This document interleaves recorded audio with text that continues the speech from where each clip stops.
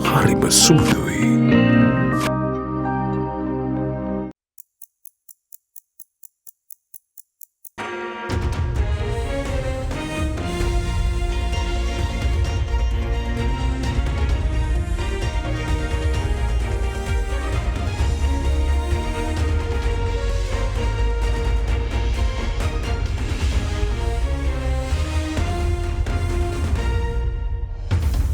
Tonight on First at 9 this Sunday the 10th of March 2024. Canary in the coal mine. Import of spices will decimate the local industry, says the National Agrarian Unity. Earth and water. IURA needs to address the triple planetary crisis, claims the foreign minister. No thanks. Opposition leader officially declines president's invitation to attend tomorrow's meeting with the IMF delegation. NPP also rejects the invitation while TNA accepts. Ice and fire. Met Department forecasts temperatures above 39 degrees tomorrow. Predicts rain over some parts of the island. On the 13th, 14th and 15th of March at the Water's Edge at Slim Dialogue Brand Week. ඔබේ විශ්වාසය දෙනු සෙන්සුරයින් දැන් ළඟමැති ෆාමසියෙන් ලබාගත හැක. This is Ada Derana First at 9. Live from Studio 24 in Colombo. Good evening and welcome to Ada Derana First at 9. I'm Aditya Singha joining you live with the latest in Sri Lanka and around the world. Now taking you straight to your top story, Sri Lanka has had a rich history being at the center of the international spice trade. The country, which earned over $390 million exporting spices last year, approved the import of several spices last year, including pepper, ginger and turmeric, for the purpose of re-export with a minimum local value addition of 35%. As imported spices rush into Sri Lanka, farmers cultivating spices highlighted that this will result in a massive blow to their livelihoods. Sri Lanka has been a celebrated destination for its spices since its early history, serving as the 9th most important exporter of spices in the world. In 2023, Sri Lanka, renowned for its high-quality spices, earned an annual income of $397.78 million through the export of 44,244.12 metric tons of spices. However, according to a proposal submitted to the Cabinet on the 6th of December last year, the Ministry of Investment Promotion permitted the import of the spices for re-export. According to the extraordinary gazette issued, pepper, nutmeg, cardamom, ginger, turmeric and other spices are permitted to be imported subject to the approval of the Controller General of Import and Exports. The import of the spices was permitted for the purpose of re-export with a minimum local value addition of 35%. Against this backdrop, local farmers cultivating spices point out that import of spices will drive down demand for local spices, decimating the livelihoods of the Sri Lankan spice cultivators.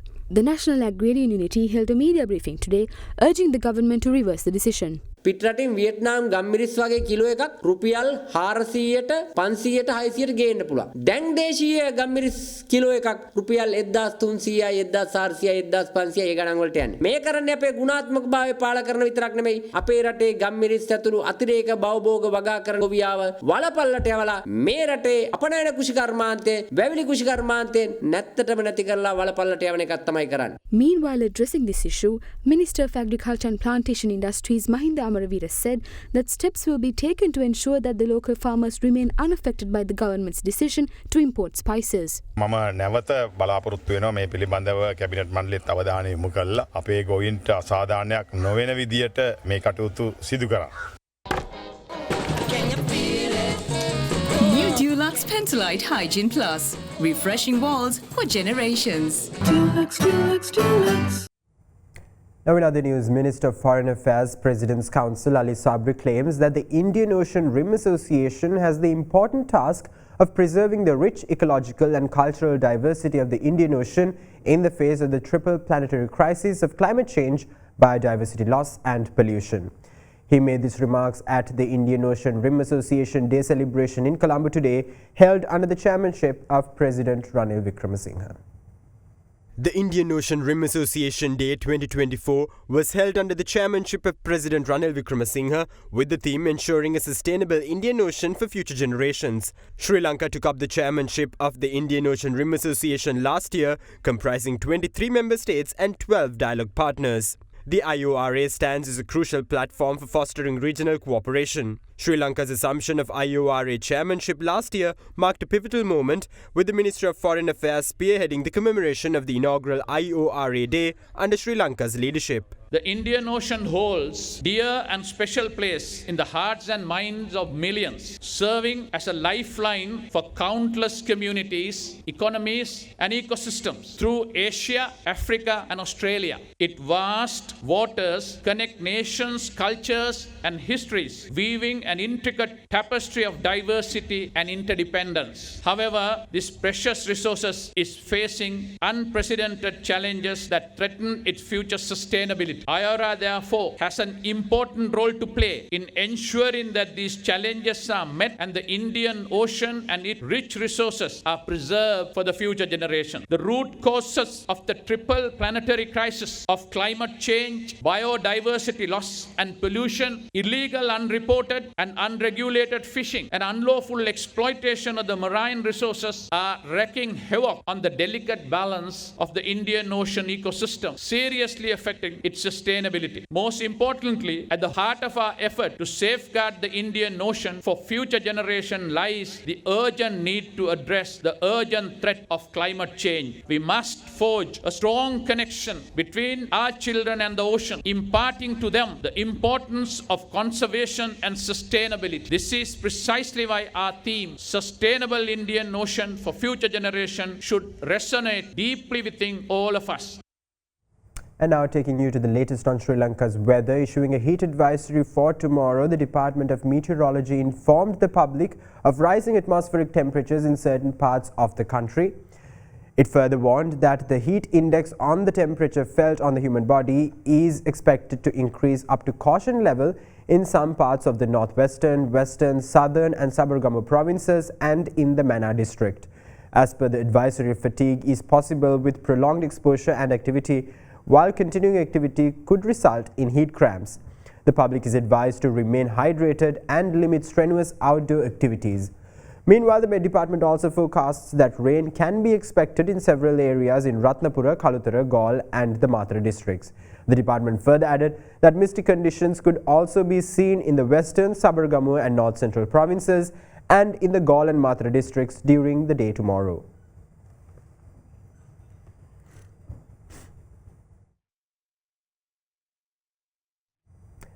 Now, the father of the family of 5 recently murdered in Ottawa, Canada, Dhanushka Wickramasinghe, who is also the sole survivor of the mass murder, is reportedly in stable condition.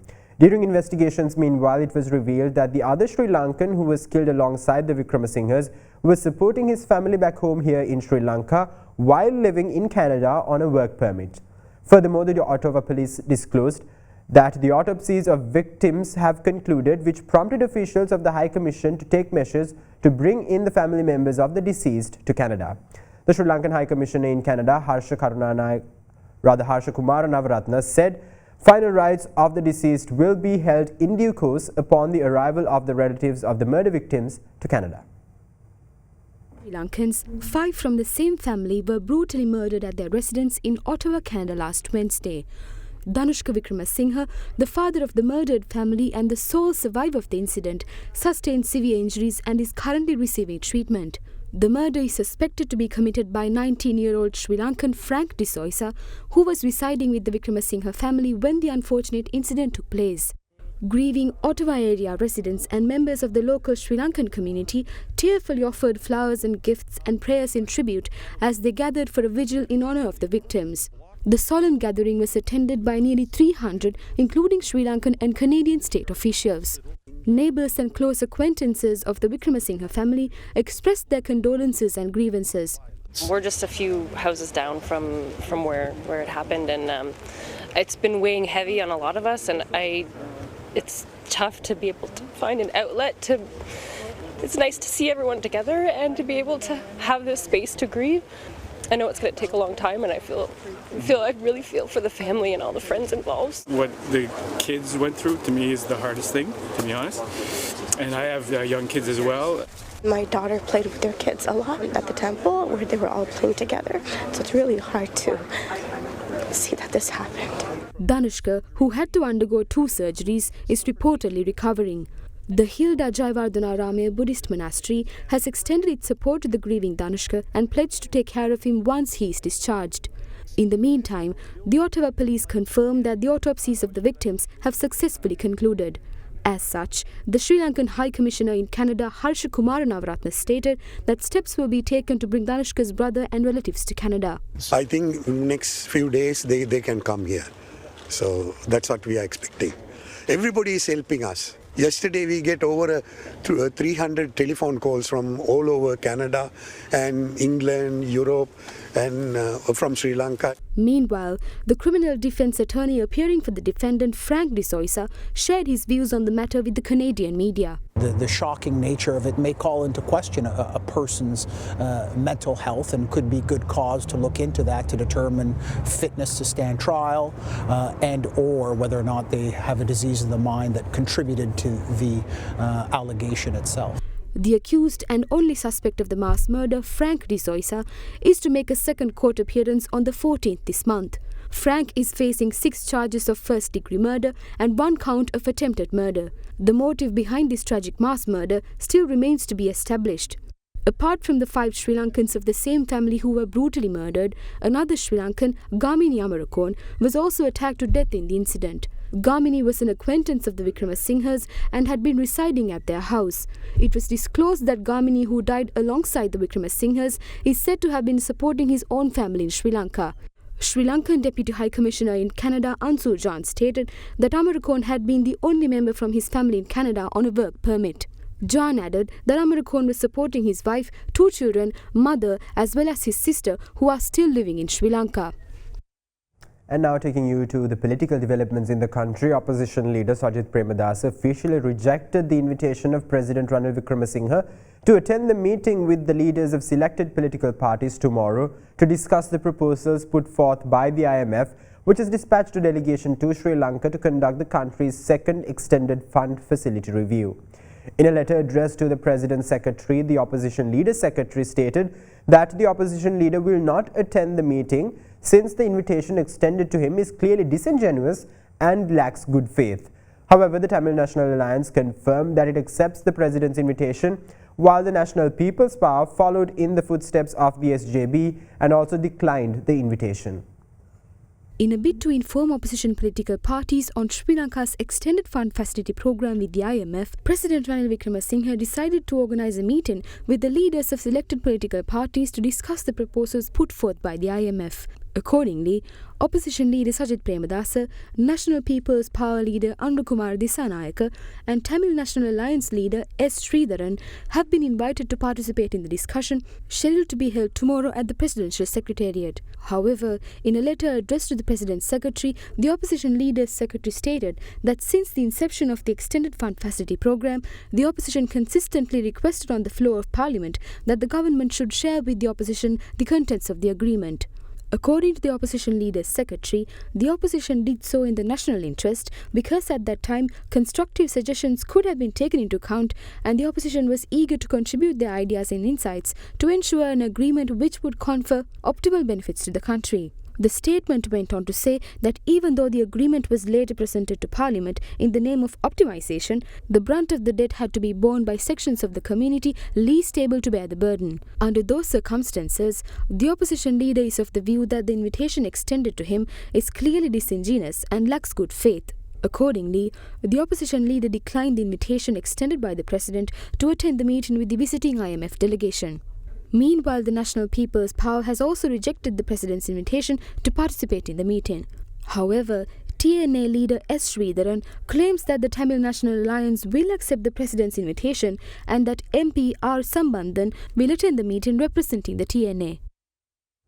Now in other political news, leader of the Maubima Janata Party, Dilip Jayawira, highlighted that the Sri Lankan brand must be established to further improve the country's tourism industry, which competes with renowned destinations worldwide.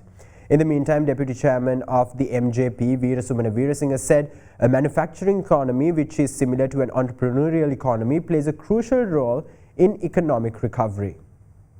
The 10th edition of the island-wide rallies of the Maubima Janata Party was held in Mathura today under the patronage of its party leader Dilip Jayawira. මේ රට අනාගතේ දියුණු රටක් බවට පත් කරන්න. හැමදාම IMF එක පස්සේ යන්නේ නැති රටක් බවට පත් කරන්න. ණය වලින් මිදිච්ච රටක් බවට පත් කරන්න මේ සටන දෙන්න හොඳම තැන තමයි මව්බිම ජනතා පක්ෂය කියන එක අපට අද බය නැතුව කියන්න පුළුවන් මට්ටමකට ඇවිල්ලා තියෙනවා. එක්සත් අපි ආරාධනා කරනවා මව්බිම ජනතා පක්ෂයටත් ඔබට තියෙන ශක්තියන් නිමහත්, ඔබට තියෙන හැකියාවන් නිමහත්, ඔබට තියෙන අවකාශයන් නිමහත්. අපි බලාපොරොත්තු වෙන මේ රට ආර්ථික වශයෙන් ගොඩනගන්න නම් නිෂ්පාදන ආර්ථිකයක් අවශ්‍යයි. නිෂ්පාදන ආර්ථිකයක් කියන්නේ ඔබ යෝජනා කරන ව්‍යවසායකත්ව ආර්ථිකයමයි. මේ රට ගොඩ ගන්න පුළුවන් එකම තැන එතන. අද අපේ රටේ තියෙන ප්‍රධානම ප්‍රශ්නය අවුරුදු 75 තුල අපි වැඩවසම් සමාජයකින් නූතන සමාජයකට පරිවර්තනය වෙන්නේ කොහොමද? මොකද අපේ ප්‍රධාන අරමුණ වමේ අරමුණ ප්‍රගතිශීලී අරමුණ ඒ වැඩවසම් සමාජයෙන් නූතන සමාජයකට සංක්‍රමණය වීම. අපේ රට ඉදිරියට ගෙනියන්න දැන් අපි අලුතෙන් කල්පනා කරන්න ඕනේ. දැන් විකල්ප ආණ්ඩුව හදන්න ජාතික ජනබලවේගය කෙකර ගන්නවා හොරට බලාගෙන. ඒ කාලේ පෘතුගීසීන් වෙනුවෙන් මෙහෙවර කරපු සිංහල, ද්‍රවිඩ හා මුස්ලිම් විවිධ පිරිස් වලින් සමන්විච්ච දේශීය හමුදාව තමයි ලස්කිරිඤ්ඤ හමුදාව. අද ඇමරිකාවේ සහ බටහිර ලස්කිරිඤ්ඤ හමුදාව තමයි මේ ජාතික ජනබලවේගය කියන්නේ කනගාටුවෙන් හරි කියන්නට ඕන. මෙවැනි අයට බලය පවරන්නට සූදානම් වෙනවද? මම හිතන්නේ. අපිට අවශ්‍යයි ඉක්මනින් විසඳුම්. අපිට තව දිනයක් හෝ වැඩියෙන් ගත කරන්නට මේ විදියට දුක් විඳින්න. මේ පවතින ජීවන වියදම තුල අවම ආදායමක් අවශ්‍යයි රුපියල් 40000ක. අපි ඔබට කියනවා අපේ මේ වැඩපිළිවෙල තුල ඔබට මේ 40000 ලැබෙන ක්‍රමය, සහනාධාර වෙනුවට ප්‍රාග්ධනය ලැබෙන ක්‍රමය, කාන්තාව කොහොමද බලගන්වන්නේ කියලා අපි කියනවා. ඒ වගේම මගෙන් ගොඩක් මිත්‍රයෝ අහනවා. ඔයා ණය ගැන කතා කරන්නේ නැහැනේ කියලා. ණය ගැන මොනවට කතා කරන්නේ? ණය අරගෙන තියනවා නම් ණය ගෙවන්න ඕන. මචං පස්සේ ගෙවන්න කියන්න බෑ. මේ ණය කළමනාකරණය කියන එක මගේ අවුරුදු 30ක ව්‍යාපාර ජීවිතයේ එදිනෙදා වැඩක්. මේක අපි ඒ දවස්වල බාලා දීලා තුනේ accounts clerk කෙනෙකුට අපේ කම්පැනි පොඩි කාලේ. දැන් නම් අපේ ඉන්නවා finance directorsලා. රටත් එහෙමයි. ණය කළමනාකරණය කියන්නේ මේ අපි දරන දැවැන්ත යෝධ උත්සාහයේ චූටි වැඩක්. මේ ජාතික සංවාදයක් උනේ කොහොමද? ණය ගෙවන එක. ජාතික සංවාදයේ විය යුතු තිබුණේ මොකද්ද? මේ රටට සංචාරක ප්‍රතිපත්තියක්, උපාය මාර්ගික වැඩපිළිවෙලක්, නිර්මාණශීලී වැඩපිළිවෙලක් නැති නිසා අපිට බැරි වෙලා තියෙනවා ශ්‍රී ලංකාව කියන සංචාරක සන්නාමය තානගත කරන්න ලෝකයේ තරඟකාරී සංචාරක ගමනාන්තයන් ඩෙස්ටිනේෂන් අතර ප්‍රධාන පෙළේ. අපිට තියෙන්න ඕන ශ්‍රී ලංකා කියන සන්නාමය. එහෙම නැත්නම් සංචාරකයෝ තව ගෙනල්ලා පැටවුවත් මේ රටට දුකක් මිසක් සැපක් නැහැ. අපිත් එක්ක එකතු වෙන්න මේ ගමන යන්න. අපි මේ රට වෙනස් කරනවාමයි.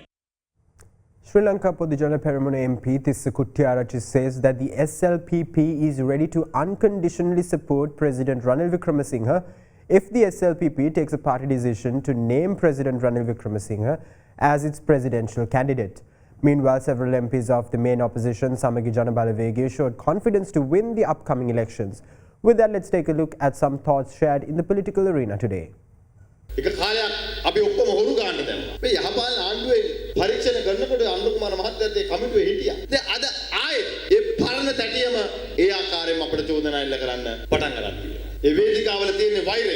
ගෝඨාභය රාජපක්ෂ ගේනකොට මේ රටේ මිනිස්සු බැලුවේ පිට කවර විතරයි. ඇතුල් පිටු ටික බැලුවේ නැහැ. හැබැයි ඇතුල් පිටු වල තමයි හිටියේ අර මොළ හතත් එක්ක රටට කෙලවන කණ්ඩායම. අපි ඇත්තටම මේ අවුරුද්දේ මේ ආණ්ඩුව අරගන්නවා. පාර්ලිමේන්තු මැතිවරණද කියලා දන්නෙත් නැතිනම්, තියෙන්නේ ජනාධිපතිවරණද කියලා දන්නෙත් නැතිනම්, ඉතින් ඇයි ශ්‍රී ලංකා පොදුජන පෙරමුණ විදියට අපි ජනාධිපති අපේක්ෂකයා කවුද කියලා කියන්නේ? ශ්‍රී ලංකා පොදුජන පෙරමුණ පක්ෂයක් විදියට තීරණය කළොත් ජනාධිපති අපේක්ෂකයා රනිල් වික්‍රමසිංහ මැතිතුමා කියලා කොන්දේ සිවිරීතව අපි උදව් කරන්න සූදානම්. බදු වලින් මේ රටේ ජනතාව මිරිකලා මේ රටේ ජනතාවට 118කට වැඩ බද්ද ගෙනල්ලා වදකහ සුදිය බොනවා කියලා ආතල් ගන්න පුද්ගලයෙක්ව මේ රටේ නායකයා බවට පත් කරන්න පුළුවන්ද කියන එක ජනතාව කල්පනා කරන්න ඕන. ජනාධිපතිවරණේ අනිවාර්යයෙන්ම කැට තියලා කියනවා. ඒක පවත්නවා. ඒ පවත්වන එක අපි ජයග්‍රහණයක් කරනවා. ඔහේ ආවට ගියාට ආණ්ඩු ගන්න බලන් ඉන්න එක කරන පක්ෂයක් නෙමෙයි. අපි ආර්ථිකය ගොඩනගන ප්‍රතිපත්ති සකස් කරලා ඉවරයි.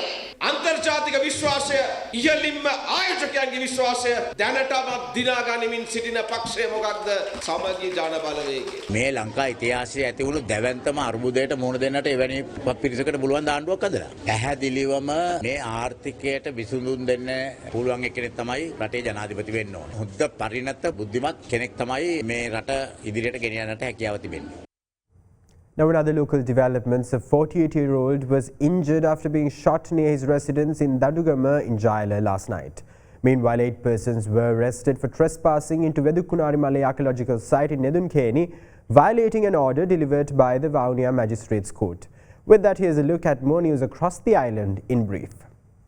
One person was left injured following a shooting incident which took place in Dandugama Jayala last night. According to the police, 2 unidentified gunmen who arrived at the scene opened fire at a 48-year-old individual residing in the same area and fled the scene.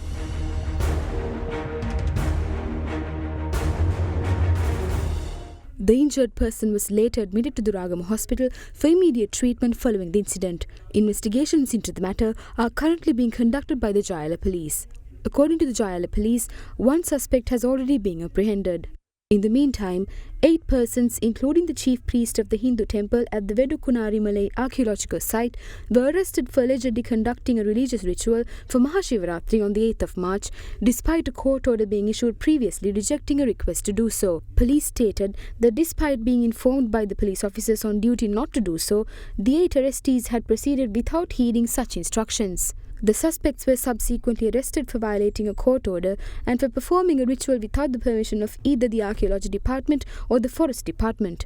Further investigations into the matter are being carried out by the Nedunkeni police. In other local news, a second-year student of the Vayamba University was critically injured after falling off the Alagala rock in Rabukkana. The youth, who was rescued by the officials of the Beragala army camp, was rushed to a nearby hospital for treatment.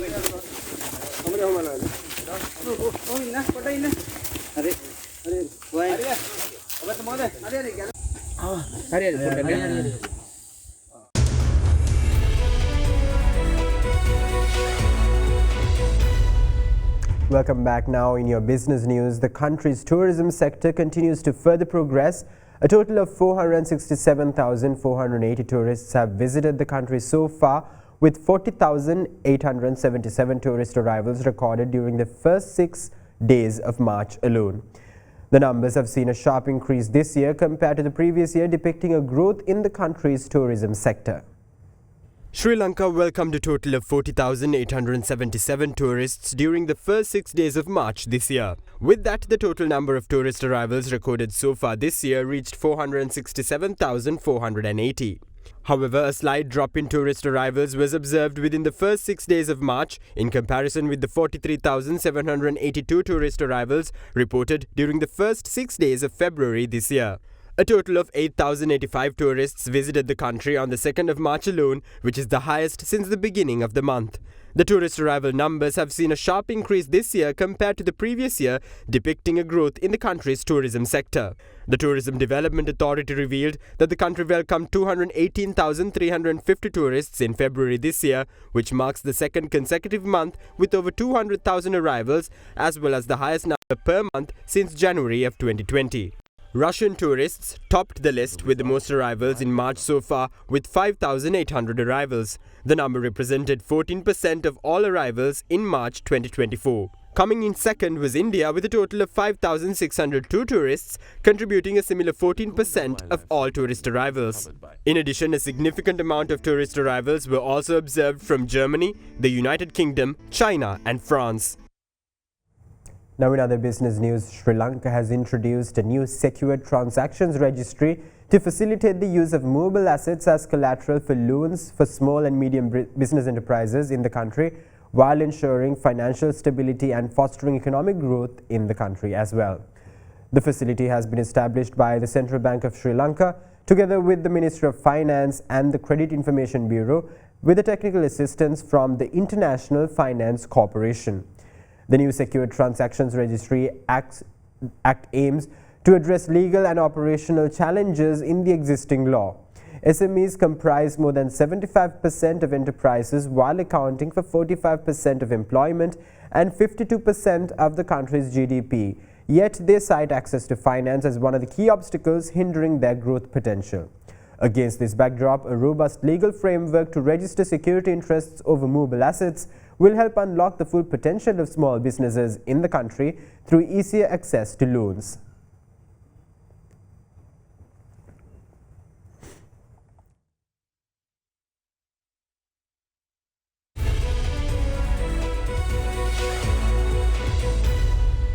Now let's take a look at your corporate news segment for the evening. The AICPA and CIMA, together as the Association of International Certified Professional Accountants, launched the 17th edition of their prestigious Corporate Partner Program at an event in Colombo. The program is designed to help develop globally competitive, transformational and inspirational accounting, finance and business leaders in Sri Lanka. Among other objectives, AICPA and CIMA aims to connect with a pool of highly qualified business professionals and share knowledge, expertise and resources. HNB PLC recently celebrated its 135th year of supporting customers and businesses to achieve their financial goals with the release of a commemorative stamp. In a statement, HNB said the company recognized that its true strength lies not only in their financial prowess but also in the people they serve, from budding savers to thriving SMEs. The statement added that HNB eagerly anticipates the journey ahead as it draws inspiration from its past achievements and embraces the opportunities of tomorrow. In the meantime, Sri Lankan taxi hailing and delivery platform PickMe celebrated International Women's Day 2024, which fell on the 8th of March. The event included an awareness session on women's rights and the law. The event was attended by the Tri-Forces, Sri Lanka Police, nursing officers, along with PickMe women driver partners and staff. The company revealed that women engaging on their platform doubled in 2023 as opposed to the previous year and is continuing to rise.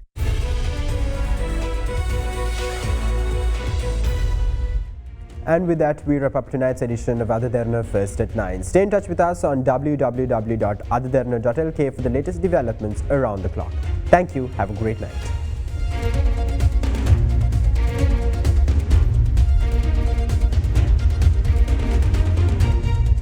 For news and information you can trust 24 hours a day, visit adaderana.lk.